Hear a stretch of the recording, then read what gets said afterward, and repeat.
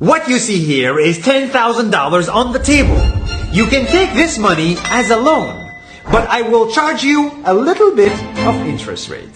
Like most people, you take the money and you go buy a nice car. But in 10 years, it's time to pay me back. And because of interest rates, now you owe me $20,000 and not 10. You will say, I don't have money to give you. And if you don't, I take your car and a piece of your house. This is how debt works. And after 3 years of traveling the world, I noticed that this is exactly what China is doing. For example, take the small island nation of Sri Lanka. This developing country needs money and China has a lot of it. So Sri Lanka took billions of dollars in Chinese loans. It was easy money just there to be taken. And with that, they built skyscrapers, highways, airports, and shipping ports. The country grew and prospered. But few years later, this easy money came with interest rates, and Sri Lanka was so much in debt that it couldn't pay back China its money. And the only way out was to give China control of what they had built. In other words, Sri Lanka lost a piece of its home to China because of debt. This is the Chinese money trap. And it's a real thing I saw all over the world.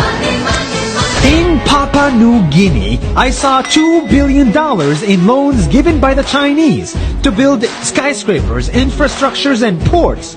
But there is no way this remote developing country can pay it back or its interest rate. And the only way out is to give China control of the country.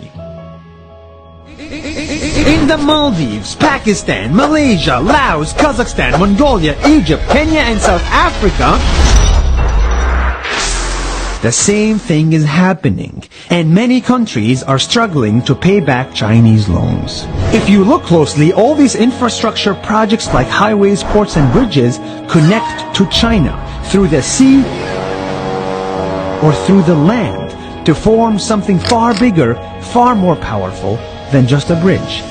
A new Silk Road.